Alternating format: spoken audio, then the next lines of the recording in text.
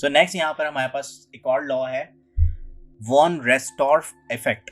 सही, von रेस्टॉर्फ effect क्या कहता है? इसका दूसरा नाम यहाँ पे आइसोलेशन इफेक्ट भी होता है, और एक और नाम भी इसको देते हैं हम, एम्फेसिस।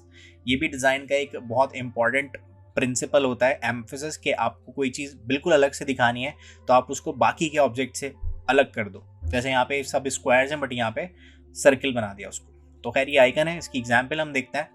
तो आपको ये अक्सर वेबसाइट्स में आप एक्सप्लोर करते हुए तो ये नज़र आती होगी कि कोई ऑब्जेक्ट्स आपको बिल्कुल अलग कलर के दिखाए जाते हैं, ताकि आपको, आपके दिमाग को पता हो कि यहाँ पर जैसे ये जो प्राइसेस हैं USD में आ रहे हैं, अगर आपको किसी और प्राइस में देखना तो यहाँ क्लिक कर दें। ये 4 बताए हुए हैं, लेकिन वो उनका फोकस वो चाहते हैं कि यहाँ पर होना चाहिए यूज़र का ये सबसे अच्छा पैकेज है, ज़्यादा बिक रहा है, तो वो गया। और इस तरह बटन्स आपको दिखाया गया है, तो आइसोलेशन कर दी गई है हर चीज़ को, अगर आप देखें, और ये आप कॉमन हर वेबसाइट में देखते हो।